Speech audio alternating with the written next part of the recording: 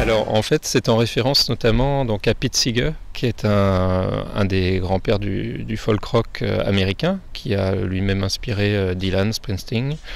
Et donc c'était un compagnon de route avec Woody Guthrie, donc du folk américain dans les années 40, 50. Et donc c'est en référence à ce personnage qui est décédé l'année dernière d'ailleurs que en fait j'ai pris ce nom de scène. Le Léo en fait était en référence à Leonard Bast, qui était un groupe dans lequel je jouais auparavant. Donc j'ai gardé ça comme prénom et Seeger comme nom de famille.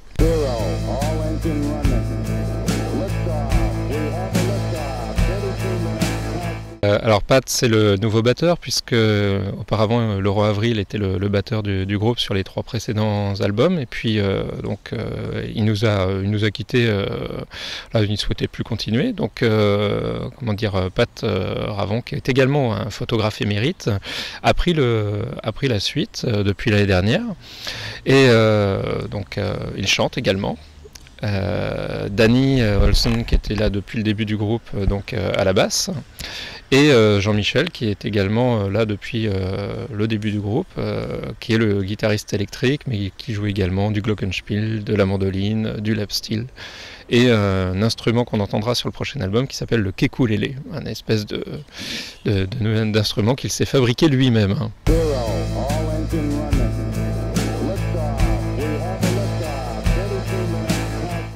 Alors, le groupe existe depuis 2009 en fait. J'étais donc dans un duo qui s'appelait Leonard Bast au début, et puis il y a eu une séparation, chacun est parti avec ses projets, et j'ai rencontré James Wood, qui est un Anglais, qui est un musicien anglais installé donc sur Nantes depuis de nombreuses années, depuis 20-30 ans, et donc ensemble on a enregistré le premier album.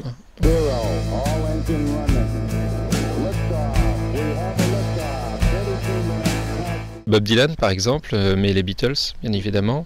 J'ai beaucoup écouté de musique anglo-saxonne, donc ça faisait partie de la discographie familiale, et j'ai également écouté de la chanson française, mais je suis plus à l'aise en termes de construction de morceaux, en termes de sonorité, de travail sur la langue avec l'anglais, et donc c'est à partir de là en fait que mon désir de composer s'est traduit vers des chansons faites en anglais.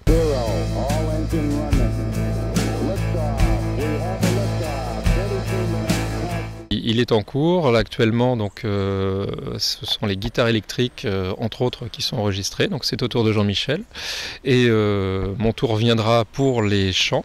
Donc à partir de début novembre, donc il devrait être logiquement mixé à la fin du mois de novembre pour ensuite être masterisé, partir à l'usine, et donc on table sur une sortie aux alentours du mois de février, avec un concert de sortie au mois de mars-avril.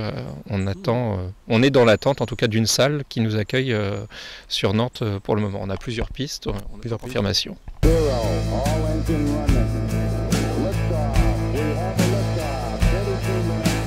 Alors c'est nouveau et puis ça marche bien, disons qu'on l'a lancé pour 1 mois et demi. Il faut savoir que le budget d'un album c'est à peu près entre 10 et 12 000 euros.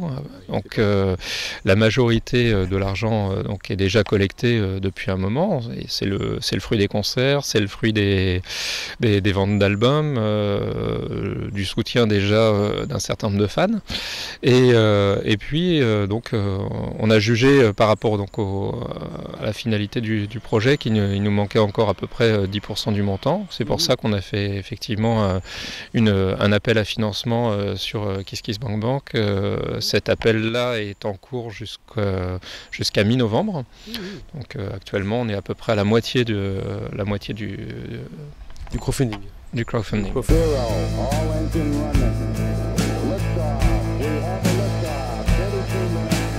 En fait, Christophe Rossini, le batteur des Caméléons, à l'époque, était le batteur de studio sur le premier album. Et à partir du deuxième album, on a eu recours aussi à des invités qui sont intervenus sur le deuxième et le troisième, Words et Solar Rust. Dans les deux cas, on a fait appel à Christophe Pelloual, qui est le violoniste des Trianes, donc qui était un ami de James et qui a accepté dans les deux cas de venir. Il était présent également au concert de sortie et puis sur certaines de nos dates. Et ça fait toujours plaisir. C'est bien, oui. Et Eric Treuil, qui est un harmoniciste également, qui lui a participé également sur les deux albums. Voilà, quelques parties d'harmonica, notamment sur Words.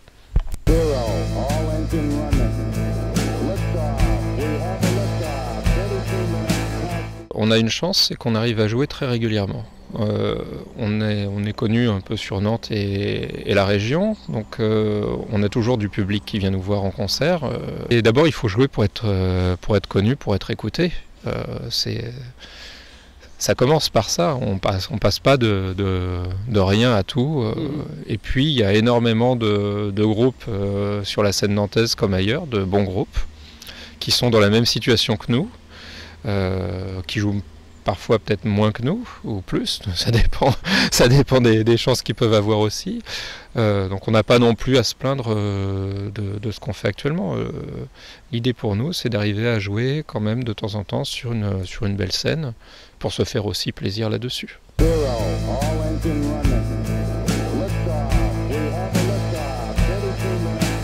Oui, il y a eu un clip qui a été fait sur une chanson qui s'appelle Rocket Ship. C'est un clip que Danny a fait d'ailleurs, puisque Danny est un peu lui aussi le touche-à-tout, il s'occupe un peu de vidéos, c'est lui qui s'occupe d'internet.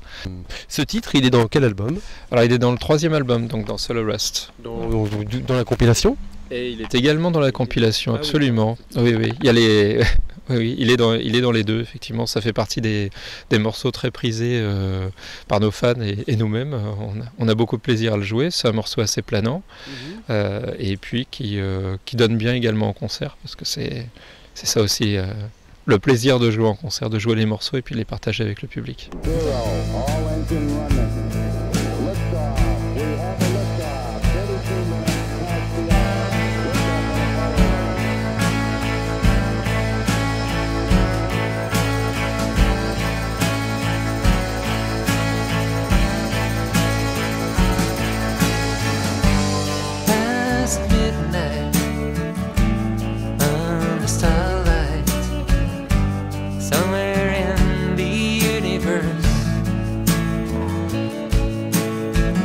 Automatic direction, heading for a sweet connection, far away from Earth.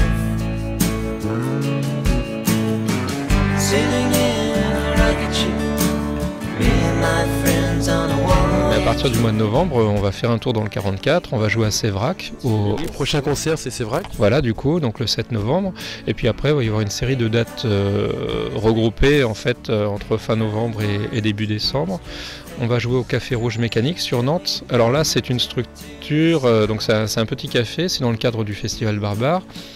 Et on va faire quelque chose qu'on fait une fois de temps en temps, c'est-à-dire qu'on va jouer en duo avec Danny, donc le bassiste, et on va revisiter le premier album du groupe, Come What May, donc en partie dans ce cadre-là. Donc c'est une surprise qu'on réserve à ceux qui seront présents ce soir-là.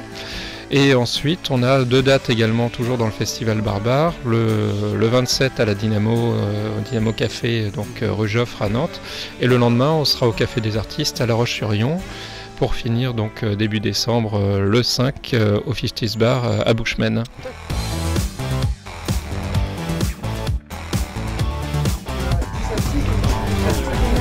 D'art contemporain. Donc c'est un lieu qui a plusieurs missions. La première, c'était une chose qui est collective. Ici, on a